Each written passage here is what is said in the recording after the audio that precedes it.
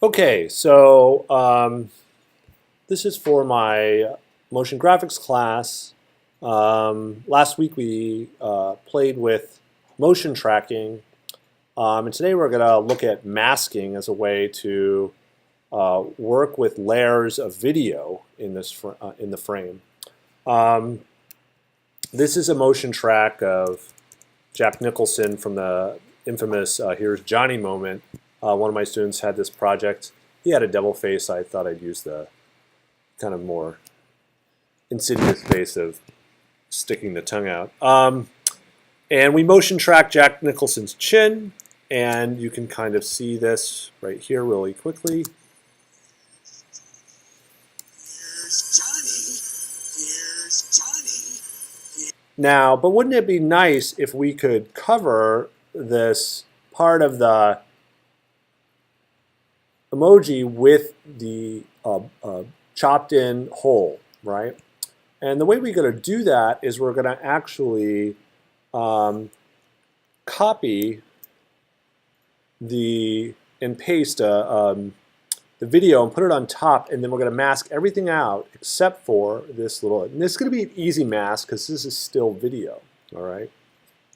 So we're going to say edit, copy, edit, paste, or Command-C, Command-V.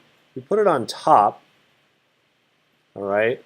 And right now, because that entire piece of video is visible, we're now seeing Jack Nicholson's face again.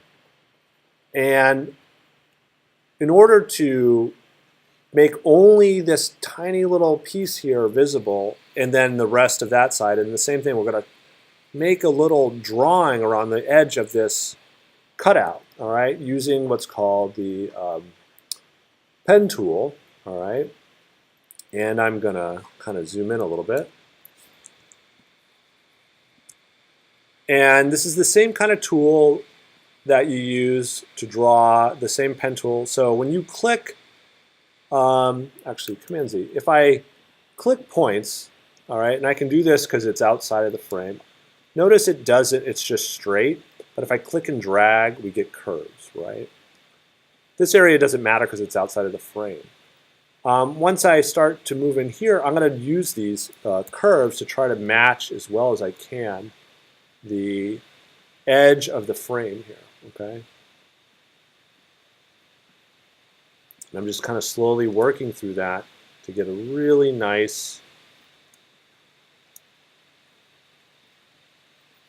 curved vector that follows, this crack in the door.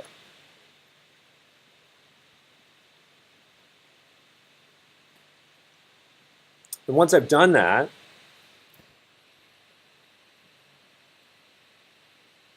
you can immediately see what's happened. All right? Here's Johnny. All right? Here's And you can see the door is moving a teeny bit. So we actually should move this Here's Johnny. Here's vector. Now I can do a second mask on the other side, which is what I'm going to do. All right? So this time, though, I need to do it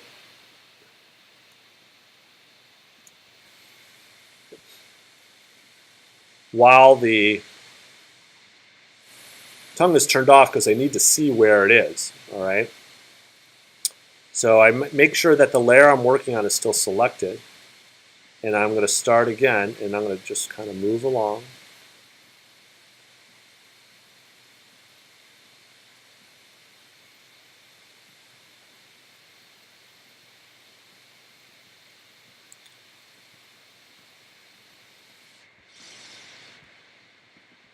And I can come on the outside, all right? And now I have Johnny. Here's Johnny. Here's a really quick mask. Now this is an imperfect mask because the camera is moving. It's not on sticks, it's not locked, so you can see subtle movement. Here's Johnny. And so you can see that motion a little bit on the edge there.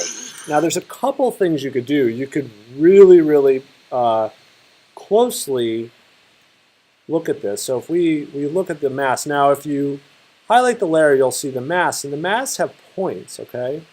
And within that layer, you now see mask 1 and mask 2, all right? We can highlight each mask, and in the mask we have the path as a property that we can lock. We can also add a little bit of a feather, and that would help a lot. So we're going to add like a 2-pixel feather, right? And we'll do the same thing with mask 2. And now when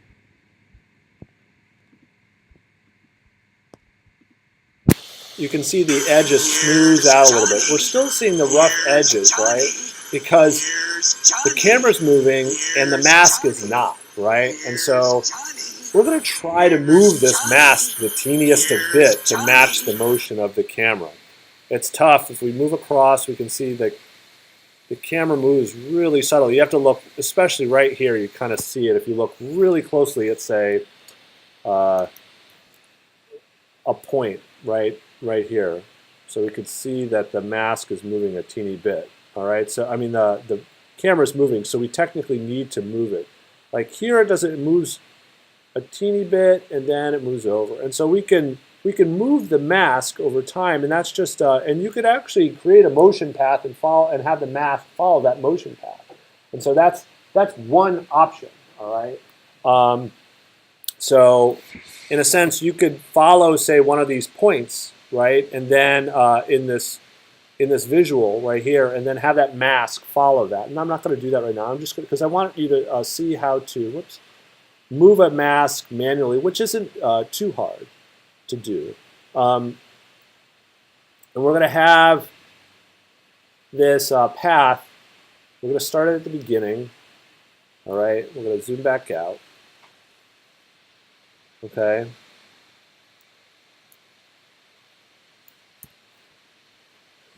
And I'm going to say, okay, set a keyframe at the path of the mask, and we're working with mask 1 right here, this one over here. Let's move this down so we have a little more room. Okay. And I'm going to try to pick so you can see I can move the mask around, right? And the entire mask is selected. Whoops. When I select it within the layer, right? You can also hold down the Command key, all right, so that you can go back. Oops.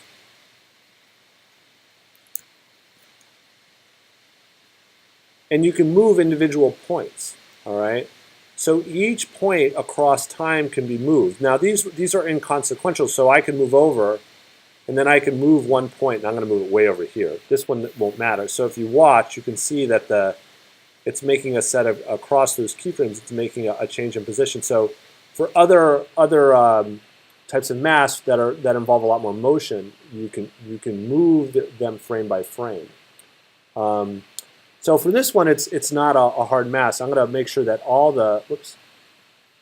frames are the entire mask is selected, all right? And we're going to watch, try to get a sense of where this is moving from a few frames. And I'm going to jump ahead a few frames, and then I'm just going to move it a little bit.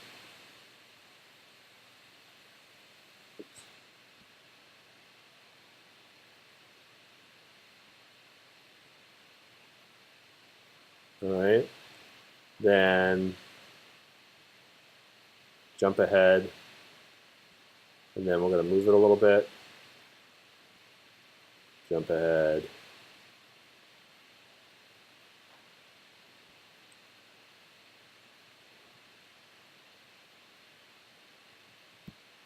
and I'm just making little nudges that are approximate follows of the position of this changing the camera movement. Let's see how that worked out. I'll do this last one.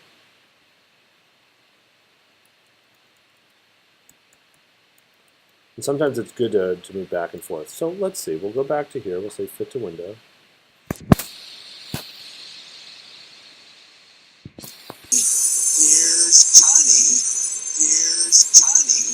And you can see the left side's a little bit better. Here's All right. Johnny. And so now you have a mask. So this could be done with all sorts of things. Now we could try to do the opposite with if you wanted to cut out Jack Nicholson's face, you can do the same thing, and that would involve some complex movement of the mask. So it's very easy to do video masks, all right, and then move them across a space, all right?